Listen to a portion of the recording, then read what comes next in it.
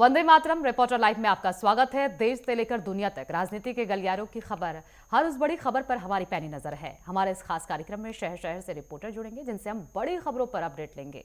सचिन यादव हमारे संवाददाता एटा से हमारे साथ जुड़ गए, उनसे ज्यादा जानकारी ले लेंगे। क्या कुछ खास खबरें हैं सचिन आज एटा से? देखिए, निश्चित तौर पर एक भीषण दर्दनाक हादसा उस समय हो गया जब एक कार सवार 5 लोगों के जो सवार थे कार में, वो अनियंत्रित होकर कार पेड़ से टकराई और उसके बाद खाई में जा गिरी। मैं आपको बता दूं, ये सभी लोग मैनपुरी जनपद के कुराली थाना क्षेत्र के रहने वाले हैं, जहाँ अलग अलग गाँव के निवासी हैं और ये सभी गुड़गांव में रहते थे। अपने गुड़गांव से आज निकलते थे और सुबह 7:30 बजे आसपास ये मलावन थाना क्षेत्र के बावली नहर पड़ती है, वहां पर ये दर्दनाक हादसा हुआ है, जहाँ पे 3 लोगों की दर्दनाक मौत हो गई है और 2 लोगों की हालत गंभीर बताई जा रही है। मैं आपको बता दूं, ये कार सवार सभी एक सादा समारोह में सम्मिलित होने जा रहे थे, तभी ये सुबह चालक को नींद का झोंका आने की बात कही जा रही है और उस तरह यह हादसा हुआ है। जी ठीक है, इस हादसे पर क्या किसी मंत्री की तरफ से कोई बयान सामने आया सचिन? क्योंकि एक बड़ा हादसा मथुरा यमुना एक्सप्रेस पर भी देखने को मिला है, जिसमें एक बस को कंटेनर ने टक्कर मार दी थी। उस पर सीएम योगी का बयान आया है, क्या इस हादसे पर भी कोई बयान उनकी तरफ से? देखिए, अभी इस पूरे घटनाक्रम पर हादसे पर कोई भी आधिकारिक रूप से कोई भी पुष्टि नहीं की गई है, कोई भी आधिकारिक कोई बयान नहीं पुलिस की तरफ से भी नहीं आया। हालांकि जो परिजन है वहां पर पोस्टमार्टम मोर्चरी पहुंच चुके हैं। पुलिस ने सभी शवों को पोस्टमार्टम के लिए जो प्रक्रिया है पंचनामा भरकर उसको पूर्ण करने की कार्रवाई कर रही है पुलिस, और जो घायल है उनका उपचार बताया जा रहा है कि दोनों को हायर सेंटर रेफर किया गया है। इसके पीछे वजह क्या बताई जा रही है सचिन? देखिए, पेड़ से टकरा गई कार, विजिबिलिटी कम थी, या फिर कार चालक कोई नशे में था, या फिर नींद की झपकी की वजह से ये बड़ा हादसा हुआ है? कोई जानकारी इसको निकलकर सामने आई है?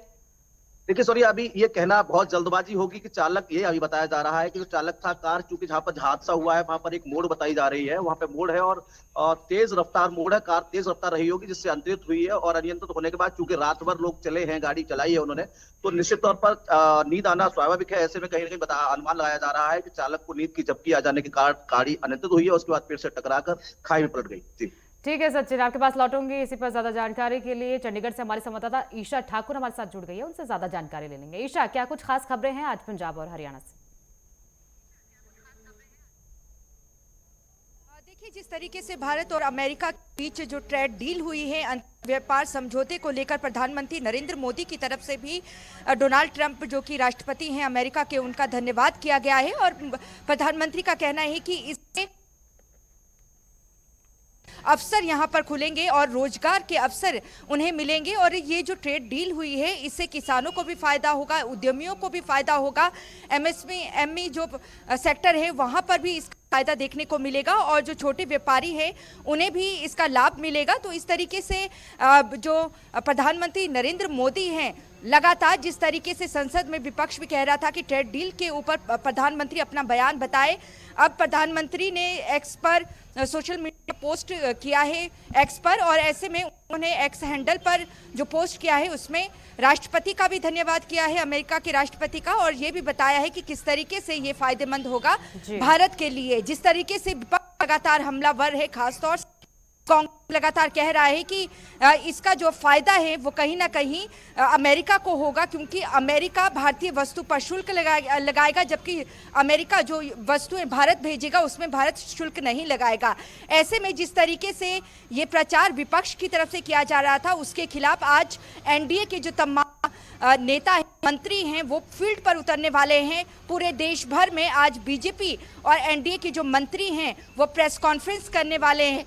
रवनीत सिंह की अगर बात करें, उन्हें पंजाब की कमान दी गई है कि वो पंजाब के अमृतसर में प्रेस कॉन्फ्रेंस, जो ट्रेड डील हुई है भारत और अमेरिका के बीच में, उस संबंध में प्रेस कॉन्फ्रेंस करें और मीडिया के जरिए लोगों तक ये बात पहुंचाए कि किस तरीके से जो ये ट्रेड डील हुई है ये दोनों ही देशों के पक्ष में है, ना कि किसानों के अहित में। तो ऐसे में देखिए, ये बड़ी खबर है। दूसरी बड़ी खबर की अगर बात करें तो नवजोत कौर सिद्धू, जो कि नवजोत सिंह सिद्धू पंजाब कांग्रेस के पूर्व प्रधान हैं, उनकी धर्म पत्नी हैं, बीते कल कांग्रेस की तरफ से उन्हें पार्टी से बाहर का रास्ता दिखा दिया है। इससे पहले उन्हें कुछ के लिए पार्टी से निलंबित किया गया था पार्टी विरोधी गतिविधियों के चलते, लेकिन अब उन्हें पार्टी से बाहर का रास्ता दिखाया गया है। जैसे ही उन्हें पार्टी से बाहर का रास्ता दिखाया गया, वैसे ही नवजोत कौर सिद्धू सीधा हमलावर हुई हैं राहुल गांधी के ऊपर, और राहुल गांधी को उन्होंने पप्पू तक कह दिया है, और साथ ही साथ ये कहना है कि उनके अंदर जो काबिलियत थी उस काबिलियत को भारतीय जनता पार्टी पहचाना, और भारतीय जनता पार्टी ने उन्हें 2012 में पंजाब विधानसभा चुनाव में टिकट देकर चुनाव भी लड़ाया। लेकिन अगर कांग्रेस की बात करें तो कांग्रेस काबिलियत नहीं पहचानती है, जमीनी स्तर पर जो काम करते हैं नेता उनकी, तो ऐसे में बीजेपी की कहीं प्रशंसा वो करती नजर आई। दूसरी तरफ राहुल गांधी पर सीधा वो हमलावर हुई है। लेकिन अभी इस पूरे मसले पर चुप्पी साधे बैठे हैं नवजोत सिंह सिद्धू। देखना यह है कि नवजोत सिंह सिद्धू भी आलाकमान, जो कांग्रेस आलाकमान है, उस पर कुछ कहते हैं या नहीं, या कांग्रेस पार्टी में ही बने रहते हैं। आगामी विधानसभा चुनाव भी पंजाब में होने हैं।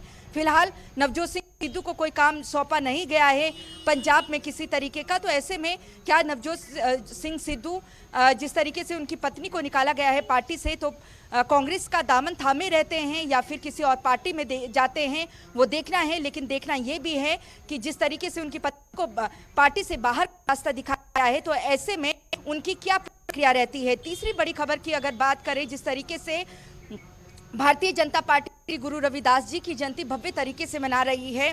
प्रधानमंत्री नरेंद्र मोदी भी रविवार को पहुंचे थे जालंधर के डेरा बल्ला में। उसके बाद देखिए आज एक भव्य कार्यक्रम भारतीय जनता पार्टी के बीजेपी मुख्यालय पर रखा गया है। मेरी मौजूदगी वहीं पर है और यहाँ भीतर की अगर बात करें तो सुखमणी साहिब का पाठ इस वक्त चल रहा है। उसके बाद यहाँ पर कीर्तन होना है। उसके बाद यहाँ पर जो बीजेपी के कार्यकारी अध्यक्ष हैं अश्वनी शर्मा, वो संबोधित करते हुए नजर आएंगे। लेकिन देखिए यहाँ पर अगर बात करें, श्री गुरु रविदास जयंती तो बनाई जा रही है, लेकिन इसके चलते जो भारतीय जनता पार्टी है, जो दलित वोट बैंक है, उसे साधने की कोशिश कर रही है। पंजाब की अगर बात करें तो यहाँ पर 32% जो है दलित समुदाय रहता है और उनका खासा दबदबा चुनाव में देखने को मिलता है। और यही वजह है कि पूरी नज़र भारतीय जनता पार्टी की हिंदू वोटर्स के साथ साथ दलित वोटर्स पर भी टिकी है। और यही वजह है कि श्री गुरु रविदास जयंती को भव्य तरीके से यहाँ पर मनाया जा रहा है। डेरा बल्ला के प्रमुख की अगर बात करें, उन्हें भी जिस तरीके से पद्मश्री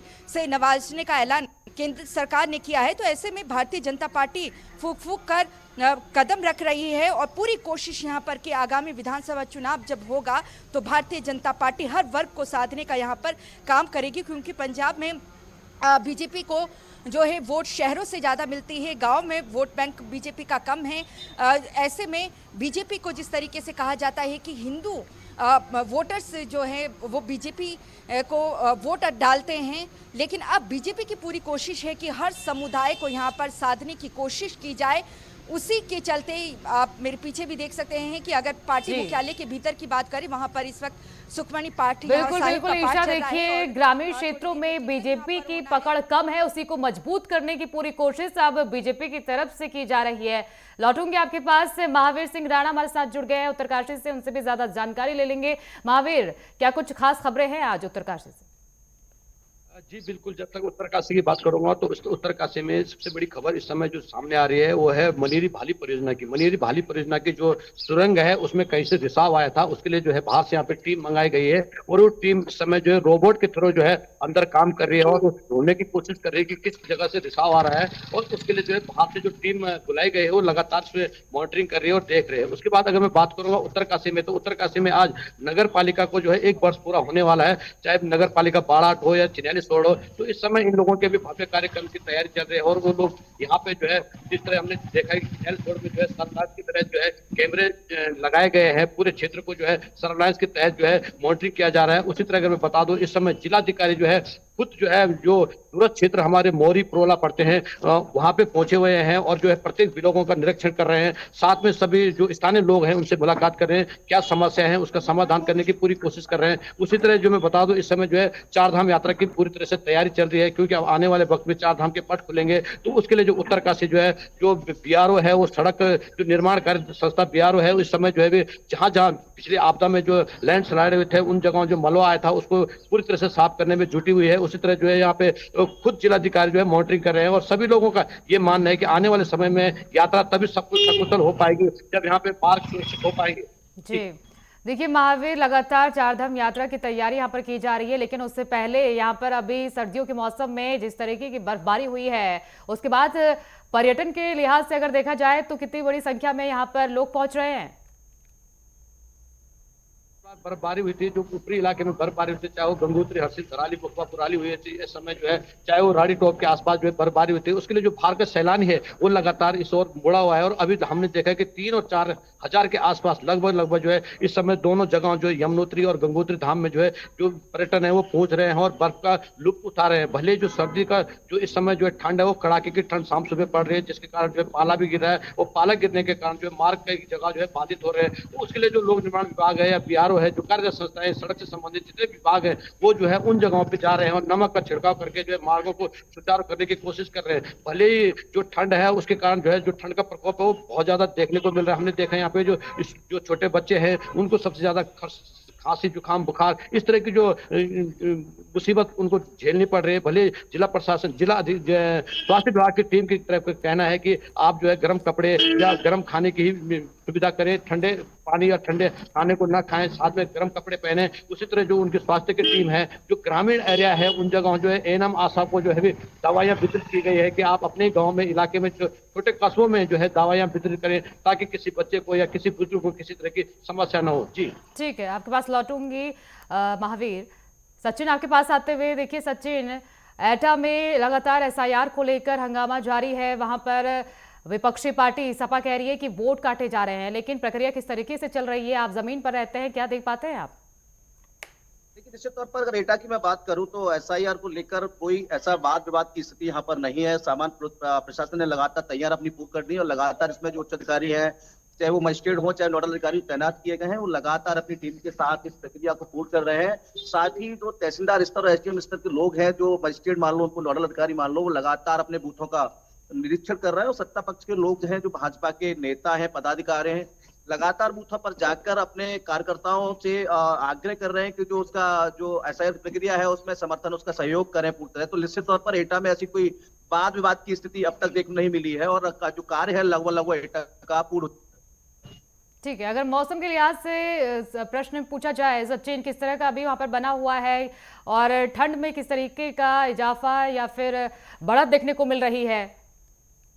और देखिए मगर जिस तरीके से निश्चित तौर पर देखा जा रहा है कि सुबह और शाम की सर्दी रह गई है, मात्र तापमान में ज्यादा न गिरावट है, न ज्यादा आप ये कहिए ज्यादा बढ़ चुका है, न गर्मी है। लेकिन निश्चित तौर पर आज बादल छाया हुआ है, मौसम में थोड़ी नमी है। कल तक की जो स्थिति थी वो निश्चित तौर पर धूप देखने को मिल रही थी 10 बजे के बाद शाम को 4 या 5 बजे तक। लेकिन हालांकि आप अगर बात करें सफर की तो विजुअलिटी बिल्कुल सही है। इस समय विजुअलिटी का कोई इशू नहीं आ रहा है, लोग आराम से सफर भी कर रहे हैं। तो निश्चित तौर पर मौसम में आज नमी है क्योंकि आज सुबह से बादल छाए हुए हैं। जी ठीक है, आपके पास लौटूंगी। ईशा आपके पास आते हुए, ठीक है, ईशा हमारे साथ अभी नहीं है, उनसे ज्यादा जानकारी ले लेंगे। महावीर आपके पास आते हुए, देखिए महावीर, लगातार मौसम में बदलाव देखने को मिल रहा है। आईएमडी की तरफ से क्या यहाँ पर बर्फबारी का अनुमान जताया गया है फिर से? जब तक आज की बात करूंगा मैं, तो आज जो है मैं बता दूं उत्तरकाशी जिले में जो है धूप सुबह से जो है कड़ाके की धूप लगी हुई है और इस समय जो है मौसम साफ दिख रहा है। मगर आने वाले वक्त में जिस तरह मौसम विभाग कह रहा है कि आने वाले वक्त में फिर से बर्फबारी होने की संभावना है, जिस तरह उत्तरकाशी, चमोली और पिथौरागढ़ वाले क्षेत्र में कहा गया है कि आने वाले समय में जो है इस समय जो है जो 10 से 11 के आसपास जो है फिर से दोबारा से बर्फबारी होगी, जिसके कारण जो है यहाँ के लोगों को थोड़ा सा दिक्कत तो होगी। मगर जो प्रशासन है पूरी तरह से सतर्क है, तैयार है। उसी तरह जो है मैं बता दूं जिलाधिकारी खुद जो है आपदा प्रबंधन जो कंट्रोल रूम में जाके जो है मॉनिटरिंग करते हैं और सबको यही हिदायत दी जाती है कि आप अगर इस तरह की कोई स्थिति होती है तो अपने क्षेत्र में रहिए। चाहे वो पुलिस विभाग हो, ट्रैफिक को लेकर पुलिस को भी हिदायत दी गई है। भले पुलिस विभाग इस समय जो है पूरी तरह से मॉनिटरिंग कर रहा है और हर क्षेत्र में जो सबसे ज्यादा अति संवेदनशील क्षेत्र है, जहाँ पे सबसे ज्यादा लैंडस्लाइड होने की संभावना है, उन जगहों पे जो है बीआरओ के और जो लोक निर्माण विभाग है उनके जो जेसीबी पोखरण जो है वहाँ पे पहुंचा रखे हैं। और कुछ खास तौर पे हमने देखा है कि वहाँ पे मजदूरों को भी उन्हीं जगहों पे रहने को कहा गया है कि अगर आने वाले वक्त में फिर से बर्फबारी होती है, मार्ग कहीं से बाधित होते हैं, लैंडस्लाइड होती है, तो आप वहाँ पे मौजूद रहेंगे और मार्ग को किसी न किसी तरह से सुचारू करेंगे। बिल्कुल महावीर, सरकार के द्वारा जो कार्यक्रम चलाया जा रहा है, जन जन की सरकार जन जन के द्वार, उसके तहत लोगों को कितनी सहूलियत मिल रही है? लोग किस तरीके की शिकायतें लेकर आ रहे हैं सरकार के पास? बिल्कुल, जो जन जन की सरकार की जो कार्यक्रम चल रहा है उसके तहत हमने देखा जो खुद जिलाधिकारी उन इलाकों में जा रहे हैं जहाँ के दूर दराज क्षेत्र हैं, वहाँ पे जा रहे हैं। मगर लोगों की थोड़ा सा एक शिकायत सबसे ज्यादा रहती है कि भले ये योजना ये कार्यक्रम चलाए जा रहे हैं मगर धरातल पे ये देखने को नहीं मिलता है। कई जगह हमने देखा है जो सड़कें हैं अभी भी अवरुद्ध है। कई जगह जो है पिछले आपदा के कारण जो है सड़कें पूरी तरह से ध्वस्त हो गई थी। उसके लिए मुख्यमंत्री ने भी जो बजट दिया था वो बजट भी अभी तक पूरा नहीं हो पाया है। लोगों में थोड़ा सा नाराजगी है क्योंकि जो सरकार कहती है वो फील्ड में कुछ कम देखने को मिलता है। हमने कई बार देखा है जो गांव की समस्या है, जिस तरह हमने देखा है पिछली बार आपदा आई थी, आपदा के कारण जो अभी धराली जैसा हमारा मुद्दा है वो अति संवेदनशील मुद्दा बना हुआ, अभी तक वहां पे भी जो सरकार ने पूर्ण तरह से ठोस निर्णय नहीं निकाला है। भले उन्होंने बजट तो दिया है, जो काल बताया जा रहा है कि वहां के लिए बजट आया है, मगर अभी जो हमारा जो क्षेत्र है, जो धराली वाला क्षेत्र है, वहां पे अभी तक कुछ देखने को नहीं मिल रहा है। जो स्थानीय लोग हैं वो काफी नाराज है। भले उन्होंने जो हमने देखा कि 26 जनवरी को उन्होंने जो यहाँ पे धरना प्रदर्शन करने की कोशिश की थी, तो उस तरह जो जिलाधिकारी ने उनको आश्वासन दिया था कि हम जल्दी ही इस कार्य करेंगे। तो उसी तरह अगर मैं बता दूं, भले जो है सरकार द्वारा जो समय पशुओं के लिए भी पैसे की बजट दिया गया, 56 लाख रुपए जो है जो पैसा दिया गया है कि जो वहां पे पशुओं को हानि हुई थी उसकी भरपाई की जाए, जो स्थानीय लोगों के नुकसान हुए थे उन लोगों को पहुंचाया जाए। तो जो जन जन की सरकार योजना के तहत जो कार्यक्रम चलाए जा रहे हैं, भले कुछ उसमें से देखा जाए तो 10%, 80% जो सरकार कह रही है कि 80% तक हम जो है उस जो समस्या है उसका समाधान कर रहे हैं, मगर जो 20% लोग हैं उनकी जो संतुष्ट नहीं हो पा रहे हैं। कई जगह हमने देखा, जिस तरह हमने बताया कि सड़कें भी पूरी तरह से अवरुद्ध है, काम नहीं हो पा रहा है। कई जगह विकास कार्य भी अभी अवरुद्ध पड़े हैं, जिस तरह हमने देखा कई जगह पुष्टे लगने हैं ग्रामीण एरिया में, जो है जैसे मनरेगा में अभी तक कई लोगों की समस्या सामने आ रही है कि कई जगह पोर्टल नहीं खुल पा रहा है। तो कई जगह इस समय अगर मैं बता दूं उत्तरकाशी में जन जन की जो सरकार योजना चला रही है, भले वो लोगों कुछ लोगों को फायदा हो रहा है, मगर कुछ लोग उससे भी संतुष्ट नहीं है। ठीक है महावीर, देखिए लगातार सरकार की तरफ से तरह तरह के कार्यक्रम आयोजित किए जाते हैं और जो बजट पेश हुआ है उसमें पहाड़ी क्षेत्रों को भी बड़ा अच्छा बजट इस बार दिया गया है। वित्त मंत्री निर्मला सीतारमण की तरफ से लोग कितने संतुष्ट आ रहे हैं इस बजट से, और जिस तरीके से भाजपा हर ग्रामीण क्षेत्र में जाकर लोगों को समझाने की कोशिश कर रहे हैं, क्या लोग समझ रहे हैं इससे? बिल्कुल, अगर हम देखें जिस तरह से सीतारमण जी ने जो बजट पेश किया था वो काफी हद तक हम देखें तो पहाड़ों के लिए काफी सुविधामंद है, मगर जो स्थानीय लोग हैं या कांग्रेस, अगर हम बात करें कांग्रेस के यहाँ पे, तो वो नाखुश नजर आ रही है। उनका साफ कहना है कि कल उन्होंने खुद यहाँ पे जो जिला अध्यक्ष हैं यहाँ पे कांग्रेस के, उन्होंने जो है जिलाधिकारी को एक ज्ञापन दिया था कि जो मनरेगा का नाम बदल दिया गया है और मनरेगा के साथ जो छेड़खानी की गई है वो नहीं होनी चाहिए थे, उसके कारण जो है स्थानीय लोगों को काफी दिक्कत हो रही है। तो जो बजट को लेकर लोगों में काफी कुछ तो काफी खुश नजर आ रहे हैं, मगर कुछ लोग जो है अभी भी उसी तरह से, उनका साफ कहना है कि बजट तो हर साल आता है मगर इसमें कभी भी कुछ परिवर्तन देखने को नहीं मिलता है। जिस तरह जो रसोई गैस के जो गैस है उसकी बढ़ोतरी लगातार होती जा रही है, तो वो अभी तक जो है घटाई नहीं गई, जबकि पहाड़ी इलाके में सबसे ज्यादा पहले यहाँ पे लोग लकड़ी से जो है भोजन तैयार करते थे, मगर अब लोग जो है गैस सिलेंडर का ही प्रयोग करते हैं। तो लोगों को जो है जो सिलेंडर है वो काफी महंगा नजर आ रहा है। लोगों को कहा जाता है कि आपको सब्सिडी दी जाएगी, मगर अगर सब्सिडी के नाम पे 25 रुपए की सब्सिडी मिलती है तो इससे लोग काफी नाराज नजर आते हैं कि सब्सिडी मत दो, अगर आप दे रहे हैं तो 25 रुपए क्यों दे रहे हैं। तो वो कहीं जो है लोग अभी नाखुश है, सरकार के इस बजट से भी नाखुश हैं। और जो यहाँ के स्थानीय लोग हैं उनका साफ कहना है कि हम यहाँ पे पर्यटन पे निर्भर हैं, क्योंकि उत्तरकाशी एक ऐसा जिला है जहाँ पे पर्यटन पे ही सबसे ज्यादा लोग निर्भर होते हैं। कृषि थोड़ा कम होती है, क्योंकि कृषि हमने देखे गाँव के गाँव खाली हो चुके हैं, गाँव से लोग जो है पलायन कर चुके हैं, तो खेती नहीं कर पाते, क्योंकि खेती भी जब करते हैं तो वहाँ पे जो जंगली जानवर सबसे ज्यादा हमला करता है, जैसे सुअर हुआ या इस तरह के जो नुकसान कर देते हैं, जैसे बंदर है, इन तरह काफी नुकसान होता है। तो लोगों ने ज्यादातर खेतियां करनी कम कर दी और ज्यादातर पर्यटन पे ही निर्भर है, क्योंकि पर्यटन जब यहाँ पे आता है तो निश्चित तौर पे लोगों के खुशहाली लाता है, क्योंकि चाहे वो होटल व्यवसाय हो या टूरिज्म का काम जो भी करता है, ट्रैकिंग का काम करता है, उनको काफी फायदा होता है। तो लोगों का यह कहना है यहाँ पे कि उत्तरकाशी जैसा जिला है, इसको पर्यटन का एक जो है हब तैयार कीजिए, कोई नई टेक्नोलॉजी लाए। जिस तरह हमने देखा है कि यहाँ पे झील है, मनीरी भाली परियोजना झील है, टिहरी झील है, इसको विकसित करें, यहाँ पे जो है बोटिंग की व्यवस्था करें, पैरालाइज की व्यवस्था करें। तो इस तरह से जो कई योजनाएं हैं धरातल पर आनी चाहिए। भले सरकार जो है कई योजनाएं जो है धरातल पर ला चुकी है, मगर उनका प्रचार प्रसार सही ढंग से नहीं हो पाता। तो जो दूर दराज के गांव है उन तक सरकार की जो योजनाएं हैं वो ठोस जानकारी नहीं मिल पाती है। ठीक है महावीर, आपके पास लौटूंगी। सचिन भी हमारे साथ जुड़े हुए हैं। सचिन, आपके पास आते हुए, देखिए भाजपा चौपाल चला रही है, अलग अलग ग्रामीण क्षेत्र में जा रही है। अगर मैं एटा की बात करूं तो वहां पर किस तरीके से समझाते हुए लोगों को नजर आ रही है, क्योंकि बजट काफी लोगों को समझ में नहीं आया था, काफी लोग निराश भी हुए थे, लेकिन क्या अब लोग संतुष्ट नजर आ रहे हैं, क्योंकि भाजपा हर जगह जाकर इस बजट को समझाने की कोशिश कर रही है? निश्चित तौर पर आपने बिल्कुल सही कहा। जिस तरीके से भाजपा लगातार जो नेता हैं, उनके पदाधिकारी हैं, उनके जो कार्यकर्ता हैं, लगातार लोगों को समझाने का प्रयास कर रहे हैं कि इस बजट में लोगों को अच्छी खासी उम्मीद हालांकि थी, लेकिन कुछ लोगों का ये मानना है कि जो मिलना था वो नहीं मिल पाया। निश्चित तौर पर अगर हम व्यापारियों की बात करें, व्यापारियों से जो बात अब तक की गई है, व्यापारी लगभग संतुष्ट नजर आ रहे हैं, लेकिन जो विपक्ष है वो लगातार सत्ता पक्ष से सवाल कर रहा है कि आखिर जो जनता को, आम जनता को जो उम्मीदें थी वो उम्मीदों पर बजट खरा नहीं उतार पाई सरकार, और लगातार इस पर विपक्ष जो है लगातार सवाल खड़े कर रहा है। बिल्कुल सचिन, देखिए 2027 में विधानसभा चुनाव है उत्तर प्रदेश में, और जिस तरीके के सवाल विपक्ष की तरफ से उठाए जा रहे हैं, क्या किस तरह की अभी आप ग्रामीण क्षेत्रों में आप ज्यादा जाते हैं तो वहां पर लोगों की क्या राय रहती है, किस तरीके का उनका सुझाव रहता है बीजेपी और अन्य पार्टी को लेकर?